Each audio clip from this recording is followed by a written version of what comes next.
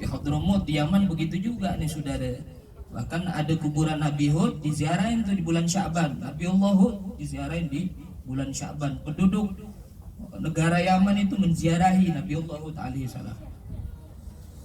Nah ini saudara, ini kebaikan yang sangat baik, yang tentunya tradisi seperti ini harus kita menurunkan kepada anak cucu turun kita. Dan juga pada hakikatnya ziarah itu sunnahnya setiap hari Jumat, seminggu sekali itu ziarah kubur. Sekarang udah jarang sudah, udah jarang orang ziarah kubur tiap Jumat tuh udah jarang sudah. Paling beberapa orang kelihatan tuh di kuburan. Ramenya pas sekarang ini nih ziarah bareng-bareng rame sudah. Ya, tapi kalau Jumat setiap Jumat udah jarang orang, paling hitungan sudah. Padahal sunnahnya tiap Jumat ziarah kubur itu. Ya. Nah di dalam bulan Sya'ban ini juga terdapat himpunan kebaikan yang amat banyak, yaitu diantaranya kita dianjurkan untuk berbanyak selawat kepada Nabi kita Muhammad SAW. Makanya orang yang baca selawat satu kali aja mendapatkan 10 rahmat kebaikan dari Allah Subhanahu wa ta'ala. Itu amalan di bulan Sya'ban. Nah ini untuk ziarah kubur yang tadi, yang mana kita disunahkan ziarah kubur, mendoakan daripada orang tua kita yang udah meninggal, saudara kita yang udah meninggal. Ya, ada seseorang yang datang kepada Nabi kita Muhammad SAW. Ini orang bertanya kepada Nabi, ya Rasulullah, inna abawayya qad mata. Wahai Rasul, kedua orang tua saya sudah meninggal dunia. Kemudian orang itu bertanya lagi kepada Nabi, hal bagiya syai' abarhuma bih. Apakah ada sisa-sisa sesuatu yang membuat aku bakti kepadanya? Orang tuanya dua-duanya udah meninggal dunia sudah. Nah, kata Rasul SAW, arba, ada 4 hal yang bikin anak itu bisa bakti sama kedua orang tuanya pada saat orang tuanya sudah meninggal dunia sudah. Yang pertama adalah ad-du'a lahuma wal istighfar. Doain untuk keduanya dan mintain ampun kepada Allah Subhanahu wa taala untuk keduanya. Nah, makanya salah satu daripada orang anak hidupnya dalam keadaan sempit, maaf luntang lantung, salah satunya adalah nggak pernah doain orang tuanya. Egal ba'du sahabah, berkata sebagian sahabat mengatakan, tarkud du'a lil walidain yudayikul aish lil walad. Orang yang nggak pernah doain orang tua akan menjadikan hidup yang sempit bagi anaknya. Waliyadzubillah. Nah, makanya kita kadang, ya Allah, sempit banget, susah banget di hidup kita. Padahal kita beramal kebaikan segala macam, nggak taunya apa, kita pikir-pikir lagi nggak pernah doain orang tua kita.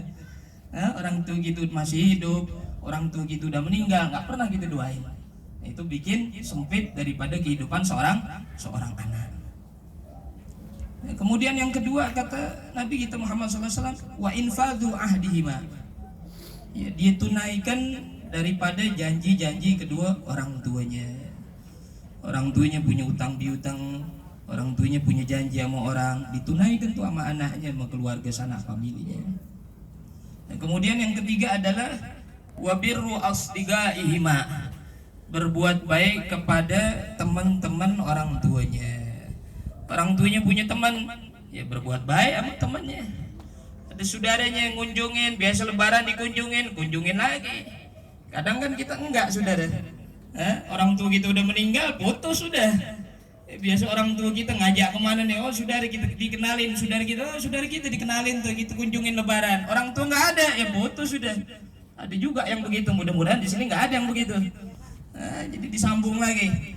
Kebaikan daripada keluarganya atau orang tuanya yang biasa ngunjungin itu sahabatnya, ngunjungin daripada saudaranya, disambung lagi sama dia. Itu yang ketiga. Dan yang keempat adalah Allahumma shalli Muhammad wasilaturrahim allati la tusal illa biwasitotihima, dan silaturahmi yang mana nggak bisa nyambung kecuali dengan perantara keduanya. Jadi dijalin lagi silaturahimnya. Yang tadi orang tuanya udah meninggal, dijalin lagi silaturahimnya. Jangan orang tuanya meninggal putus sudah. Ya, makanya kebanyakan begitu tuh, putus.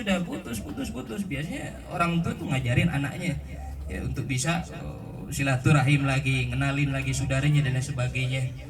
Ya seperti halnya orang tuanya mengajarkan seperti itu. Makanya yang akan dipertanggungjawabkan nanti di hadapan Allah Subhanahu wa taala bukan urusan orang lain, Saudara, bukan. Tapi urusan kita.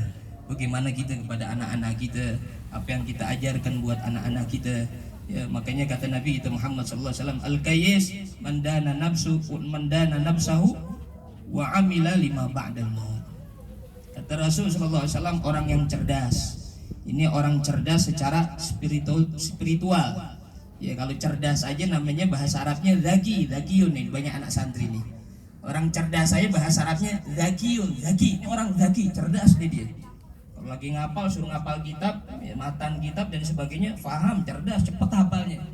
Tapi kalau cerdas secara spiritual adalah al-qayyis bahasa Arabnya. Orang yang cerdas kata Rasul sallallahu alaihi wasallam adalah orang yang mendudukkan hawa nafsunya dan dia berbuat kebaikan untuk setelah meninggal dia.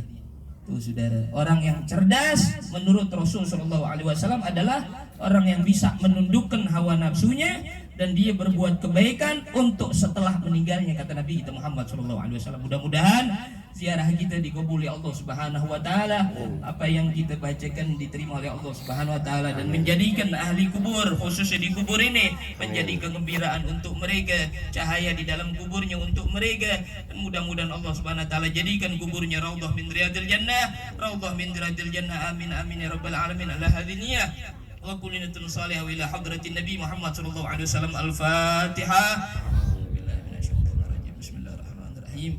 Alhamdulillahirabbil alamin arrahmanir rahim maliki yaumiddin iyyaka na'budu wa iyyaka nasta'in ihdinas siratal mustaqim siratal ladzina an'amta 'alaihim ghairil maghdubi 'alaihim waladdallin amin.